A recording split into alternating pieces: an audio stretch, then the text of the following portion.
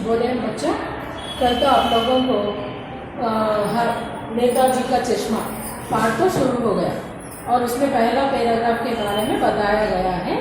और उसमें क्या, उससे संबंधित एक प्रश्न ऐसा पूछा जा सकता है, गाँवों में मुख्य रूप से क्या क्या सुविधाएं होनी चाहिए। गाँव में मुख्य रूप से क्या क्या सुविधाएं होना चाहिए, और पक्के सड़कें तो होना ज़रूरी है, और इसके साथ साथ बच्चों को पढ़ने के लिए पाठशालाएँ, और अगर बीमार पड़े तो तुरंत इलाज करने के लिए अस्पताल, और पाठशाला में जो कुछ भी ज्ञान, उसके अतिरिक्त ज्ञान अर्जन करने के लिए एक छोटा सा ग्रंथालय या पुस्तकालय, ये पूरा सिनेमा घर, ये पूरा होना है। आपको पाठ में तो नगर पालिका जी ने ये पूरा प्रबंध तो करवाया। और इसके साथ साथ क्या है, चौराहा खाली है, वो चौराहे पर एक महान व्यक्ति की मूर्ति को लगाने के लिए सोची। और वो किसका मूर्ति लगाने सोची है? नेताजी की मूर्ति। नेताजी की कौन सी मूर्ति लगाने के लिए सोची है? संगमरमर की मूर्ति को लगाने के लिए सोची, और वो मूर्ति को लगवा दी गई है, और उसी प्रतिमा से संबंधित है ये पूरा पाठ। इसमें क्या है, वो पूरी बात तो अब पता नहीं, लेकिन लगता है कि देश के अच्छे मूर्तिकारों की जानकारी होने और अच्छी मूर्ति का लागत और अनुमान और उपलब्ध बजट में कहीं बहुत कुछ अधिक कारण काफ़ी समय ऊहापोह और चिट्ठी पत्र में बर्बाद हुआ होगा, और बोर्ड का शासन समाप्त होने के जरिए के किसी स्थानीय कलाकार को ही अवसर देने का निर्णय किया गया है। अंत में कस्बे के इकलौती हाई स्कूल के इकलौते ड्राइंग मास्टर मान लीजिए मोतीलाल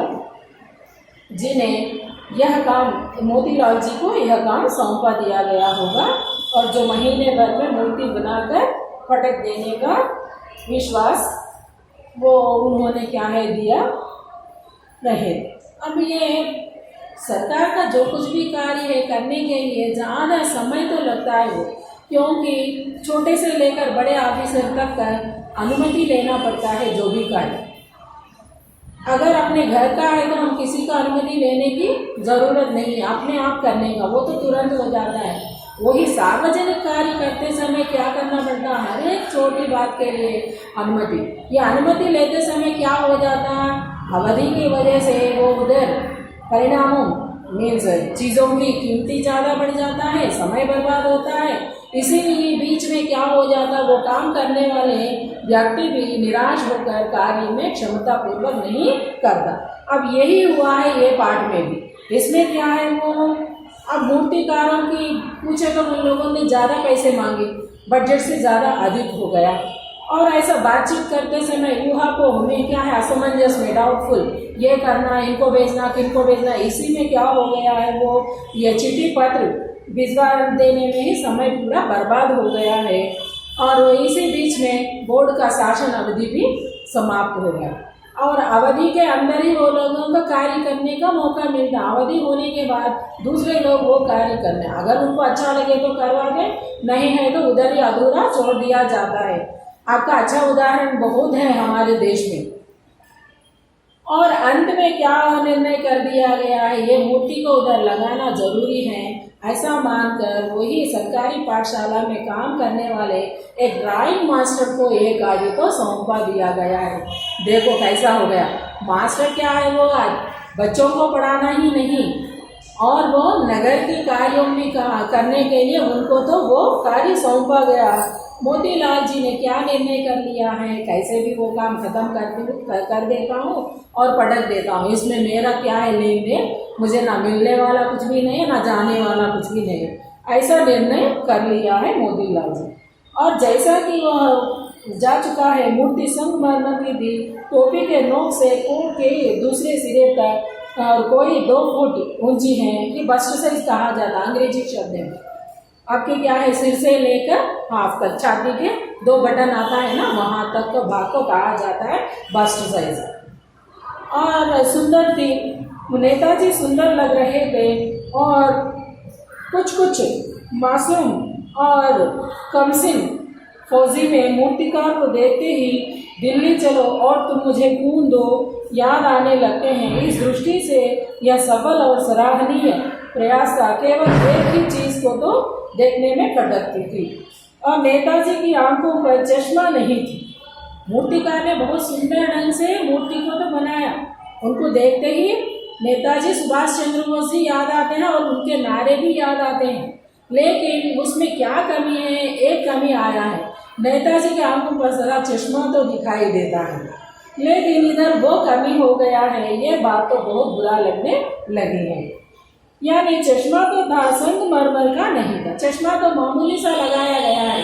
असल में क्या करना, मूर्ति के अंदर वो पत्थर से ही उसको बनावट होना, लेकिन मूर्तिकार समय के अभाव से हो, जो भी कारण हो, उन्होंने नहीं बनवा दिया, इसीलिए वो प्रांत तो खाली है। एक सामान्य और सचमुच के चश्मे और चौड़ा काला फ्रेम मूर्ति को दिया गया है। हवलदार साहब जब पहली बार इस कस्बे से गुजरा और चौराहे पर पान वाले तभी उन्होंने इसे लक्षित किया है और उन्होंने चेहरे पर एक कौतुक भरी मुस्कान फैल गई है। वह आइडिया भी ठीक है, मूर्ति पत्थर की है लेकिन चश्मा रियल है। ये रियल शब्द भी अंग्रेजी शब्द बच्चों ऊपर बस आया, अब रियल आया। और जीप कस्बे से छोड़कर आगे के वो तब भी हवलदार साहब इस मूर्ति के बारे में ही सोचते रहे और अंत में इस निष्कर्ष पर आ गई हैं। और कुल मिलाकर कस्बे के नागरिक का यह प्रयास सराहनीय ही कहा जाना चाहिए। महत्व रंग रूप का कद का नहीं, उस भावना की है, वरना तो देशभक्ति आजकल मजाक की चीज बन गई है। और आजकल क्या है, अगर बड़े व्यक्तियों के बारे में बोलो वो क्या किया हमारे लिए, हम वो ऐसे ही वो अपने लिए किया है, उनका फायदा के लिए किया, ऐसा कहा जाता है। असल में देखें तो उन लोगों ने कितने तकलीफों को झेलकर अपना सर्वस्व समर्पण करके आज़ादी लाने में भाग लिया है। कितने बार जेल गए हैं, कितने बार कोड़े खाए हैं, ये पूरा हम लोगों को नहीं मालूम है। जबान पतला है, इसीलिए जो जी में आए वो तो हम लोग बक देते हैं, ये तो सही नहीं है। और ये बात ये हवलदार साहब को क्या है, एक बात तो अच्छे कारण क्या है, देशवासियों में अभी देशभक्ति की कमी नहीं है और देश के लिए प्राणों को आहुति देने वालों के प्रति भी थोड़ा तो बचा है भक्ति। इसी वजह से वो उनके आंखों पर चश्मा मूर्ति के अंदर ना आने पर भी वहाँ के रहने वाले लोगों को तो मालूम हो गया नेताजी सुभाष चंद्र बोस जी नाम आते ही उनका ऐसा दिखाई देता है। इस वजह से उन लोगों ने एक रियल चश्मा तो लगाया गया है। लेकिन और एक बात क्या है, रियल चश्मा लगाने पर बार बार बदलता जा रहा है, ये बात तो बहुत आश्चर्य की बात है। कारण क्या है, अगर एक बार हम लोग लगाए तो बार बार उसको बदलते, हम रोज जैसा बदलते वैसा तो बदलने का नहीं होता। लेकिन वो गांव में रहने वालों को मन में कितनी ध्यान है, उन लोगों ने कैसा ध्यान दे रहा है, ये पूरा तो मालूम होने लगा है। दूसरी बार जब हवलदार साहब उधर से गुजरा तो मूर्ति के कुछ अंतर दिखाई दिया। ध्यान से देख पाया कि चश्मा दूसरा है। पहले मोटे फ्रेम वाला चौकोर चश्मा है और तार के फ्रेम वाला गोल चश्मा है। हवलदार साहब के कौतुक और बढ़ गई। वह भाई क्या आइडिया है, मूर्ति के कपड़े नहीं बदल सकती हैं लेकिन चश्मा तो बदल ही जा सकता है, क्योंकि बाकी का पूरा पत्थर से बना दिया गया, उसी मूर्ति के अंदर आ गया। लेकिन एक कमी है, वो है चश्मा। और ये चश्मा तो हर बार बदलता जा रहा है। पहले बार देखें तो क्या है, मोटा फ्रेम है और चौकोर है। चौकोर का मतलब वो स्क्वायर, ऐसा वो चौकोर का है, वो तार से बनाया गया है उनके।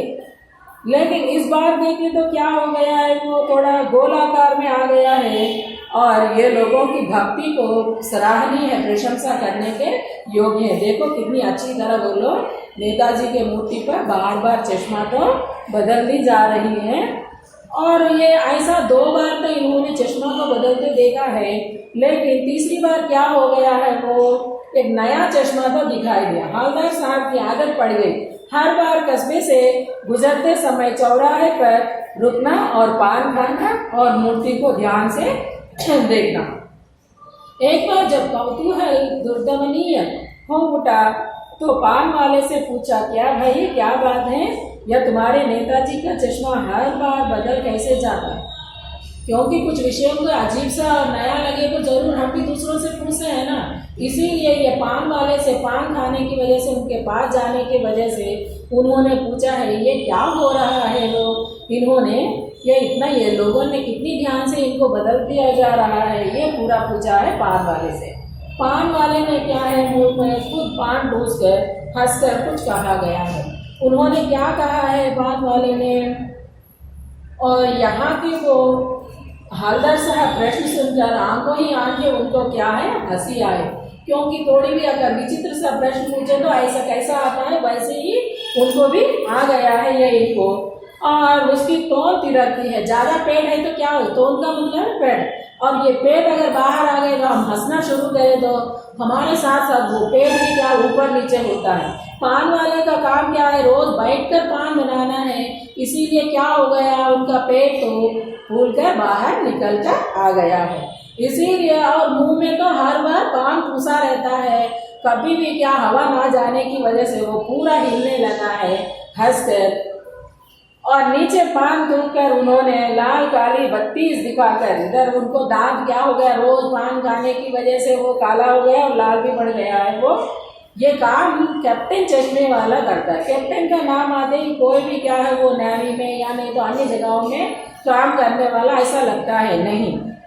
क्या करता है हवलदार साहब कुछ समझ नहीं पाए, चश्मे चेंज कर देता है। पान वाले ने समझाया वो आदमी कैप्टन है, वो कैसा करने वाला, और वो उनके मन में नेताजी के प्रति बहुत भक्ति भी है और वो अपने कार्य भी चलाने के लिए वैसा करता है, वैसा कहा गया है। क्या मतलब है, क्या चेंज कर देता है हवलदार साहब अब भी नहीं समझ पाए। और कोई ग्राहक आ गया, समझो उनके चौड़े चौखट चाहिए तो कैप्टन किधर से लाएगा, तो उस मूर्ति वाले दे दिया, उधर दूसरा बिठवा देता है। इसका मतलब क्या है, वो कैप्टन का काम क्या है, चश्मे बेचने वाला है। वो आकर मूर्ति के नीचे बैठकर अपने चश्मों को बेचता, और खाली मूर्ति के आंखों पर वो चश्मा नहीं रहना वो अच्छा नहीं लगा। इसी वजह से उन्होंने क्या करता, अपने पास जितने हैं वो पूरा उधर लगाया जाता। कोई भी ग्राहक मीन्स खरीदने वाला, ग्राहक का मतलब वो खरीदने वाला आकर अगर उनको ऐसा चौकोर का होना या गोलाकार का होना कुछ भी पूछने पर वो मूर्ति के ऊपर है तो वो माफ़ी मांग कर निकाल देना और वो भेज देना, और एक नया चश्मा तो वो लगा देता। उनका रोज़ का वो काम है। अब हवलदार साहब के बाद कुछ समझ में आ गई है। एक चश्मे वाला जिसका नाम है कैप्टन, उसे नेताजी की बगैर चश्मे वाली मूर्ति बुरी लगती है, बल्कि आहत करनी है मानो चश्मे के बगैर नेताजी की असुविधा हो रही हो। इसीलिए वह अपनी छोटी सी दुकान में उपलब्ध गिने चुने फ्रेमों को एक नेताजी के मूर्ति पर फिट कर देता है। लेकिन जब कोई ग्राहक आता है तो उसे उस फ्रेम में दरकरार करता है वो, और वो उस कैप्टन चश्मे वाले मूर्ति पर लगाकर फ्रेम संभवतः नेताजी से क्षमा मांगे और लाकर ग्राहकों को दे देता। अब बाद में नेताजी के दूसरे फ्रेम लौटा देता है। वाह भाई, खूब क्या आइडिया है। उन्होंने क्या है वो नेताजी के बिना चश्मे का अच्छा ना लगने की वजह से अपने पास से जो कुछ भी चश्मा है वो लगा देता, और साथ ही साथ क्या है अपने पेट भरने के लिए कोई भी ग्राहक अगर मांगने पर वो भी बेच देता है और नया फिट कर देता। ये पूरा क्या है वो उनका रोज का काम है, अपनी रोजी रोटी कमाने के लिए करता है। यह है उनके नेताजी के प्रति देश प्रेम के साथ साथ क्या है अपना कर्तव्य भी उन्होंने बखूबी निभाया है। तब उनकी आइडिया को ये हवलदार साहब बहुत प्रशंसा भी की है। कल आगे चलकर क्या होता है उसके बारे में पढ़ाती हूँ बच्चों। बस, धन्यवाद।